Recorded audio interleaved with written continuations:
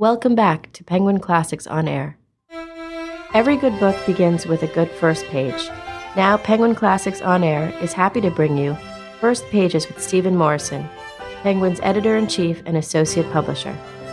Today's selection on First Pages is Noli Tangere by José Rizal. This was the spark that lit the flames of revolution in the Philippines, and for it, Rizal eventually paid dearly. He was executed by firing squad. Rizal's last words were "Consummatum est," it is finished, the last words spoken by Jesus Christ as he hung on the cross. Chapter 1, A Gathering. Toward the end of October, Don Santiago de los Santos, who was generally known as Captain Tiago, gave a dinner party that, despite its having been announced only that afternoon, which was not his usual practice, was the topic of every conversation in Binondo and neighboring areas, and even as far as Intramuros. In those days, Captain Tiago was considered the most liberal of men, and it was known that the doors of his house, like those of his country, were closed to no one but tradesmen, or perhaps a new or daring idea. The news surged like a jolt of electricity among the parasites, spongers, and freeloaders that God, in his infinite goodness, has so lovingly multiplied in Manila. Some went looking for bootblack and others in search of collar buttons and cravats, but everyone, of course, spent time deciding on the best way to greet the master of the house, with just the right amount of familiarity to make him believe in a past friendship, or if necessary, how exactly to make excuses for not having come by sooner. The dinner was to be given in a house on Analoague Street, and since we no longer remember its number, we will describe it in such a way that it can still be recognized if earthquakes haven't destroyed it. We don't believe the owner would have torn it down, because usually this sort of work is reserved for God or nature, which has, it appears, many projects of this type under contract with our government. It is quite a large structure of a style similar to many others in the country, located near a section that overlooks a branch of the Pasig, often called the Binondo Creek, which plays, like many rivers in Manila, the multiple roles of bathhouse, sewer, laundry, fishing hole, thoroughfare, and even drinking water, if that serves the interests of the Chinese water seller. It is important to note that this vital district artery, where traffic is so bustling and bewildering, for over a length of almost a kilometer is served by just one wooden bridge, which for half the year is under repair on one end and for the remainder closed to traffic on the other, so that in the hot months horses take advantage of this permanent status quo to jump from it into the water, and to the great surprise of the daydreaming individual as he dozes or philosophizes on the century's progress. The house in question is somewhat squat, its lines fairly uneven. Whether the architect who built it could not see very well, or this resulted from earthquakes or typhoons, no one can say for sure. A wide, partly carpeted staircase with green balusters leading from the tiled doorway and vestibule to the main floor, flanked by Chinese porcelain flower pots and vases of various colors, and fantastic scenes sitting on pedestals. Since no butlers or maids request invitation cards, or even inquire about them, let us go upstairs, my reader, my friend or foe. If you find the strains of the orchestra or the lights or the great clinking of the glasses and plates intriguing, and you wish to see a gathering in the Pearl of the Orient. If it were up to me, I would spare you a description of the house, but it is too important. We mortals are, in general, like tortoises. We value and classify ourselves according to our shells, but the people of the Philippines are like tortoises in other ways as well.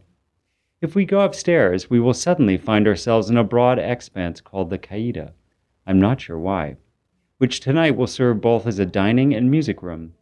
In the middle, a long table abundantly and luxuriously appointed seems to wink sweet promise at the freeloader, while it threatens the simple dalaga, or maiden, with 2 deadly hours in the company of strangers whose language and conversation often take on a very odd character.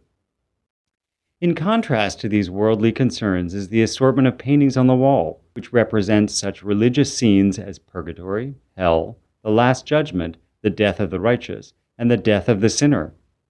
On the end wall, imprisoned in an elegant, splendid frame in a Renaissance style that Aravello might have carved, is a curious canvas of grand dimensions in which 2 old women are seen. The inscription reads, Our Lady of Peace and Good Voyage, who is venerated in Antipolo, visits the pious and famous Capitana Inés during her illness, disguised as a beggar. The composition, which shows little taste or artistry, is, on the other hand, excessively realistic. The use of certain yellows and blues on her face makes the sick woman seem like a corpse in a state of putrefaction. The drinking glasses and other objects, the trappings of a long illness, are reproduced in such detail that one can even make out their contents. In contemplating these paintings, which whet the appetite and inspire bucolic thoughts, one might think that the perverse owner of the house was well aware of the character of most of those who were to sit at his table, and to further illuminate his thinking he has hung from the ceiling beautiful Chinese lamps, empty bird cages, frosted glass balls in red, green, and blue, withered hanging plants, dried inflated fish called botetes, and other objects, surrounding it all on the side that overlooks the creek with fanciful half-Chinese, half-European wooden arches, which allow us to glimpse trellises and arbors on the terrace, dimly lit by the multicolored paper lanterns. Over there in the room are the dinner guests, among colossal mirrors and brilliant chandeliers. Over there on the pine platform is a magnificent grand piano worth a fortune, even more precious this evening because no one is playing it. Over there is a large oil portrait of a handsome man in a frock coat. He is stiff, straight, and as symmetrical as the tasseled mace he holds in his stiff, ring-covered fingers. The portrait seems to say, "So look how well-dressed and dignified I am." The furniture is elegant, if uncomfortable, and not suited to the climate. The owner of the house would never put his guests' health before luxury. Dysentery is terrible, but you are sitting in European chairs, which you don't get to do every day, he would tell them. The room is almost full, the men separated from the women, like in Catholic churches and synagogues. The women's group is composed of a few young ladies, Filipinas and Spaniards. They open their mouths to stifle a yawn, but then immediately cover them with their fans. They barely whisper a few words, and any ventured conversation dies in monosyllables, like the nocturnal sounds of mice and lizards one hears in a house. Perhaps the various Our Ladies hanging on the walls have obliged them to be quiet and maintain a religious modesty, or is it that these women are different from most others? The only person to welcome these ladies was an old woman, a cousin of Captain Tiago, who had an open, friendly face and who spoke Castilian rather badly. Her notion of courtesy and sophistication was limited to offering the Spanish women a tray of cigarettes and bullos, and extending her hand to be kissed, just as a friar might do.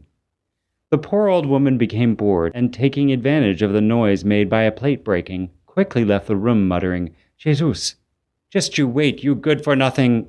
She never returned. Thanks, Stephen, for an intriguing installment of First Pages. This program is brought to you by Penguin Books, publisher of The Likeness, the follow-up to Tana French's Edgar Award-winning debut, In the Woods. The Likeness again unravels a Dublin homicide case, even more sinister than the first. The Likeness, now available in paperback.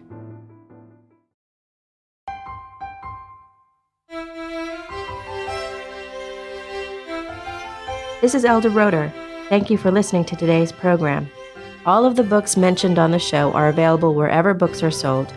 Tune in to Penguin Classics On Air again for more programs and features on great classic books.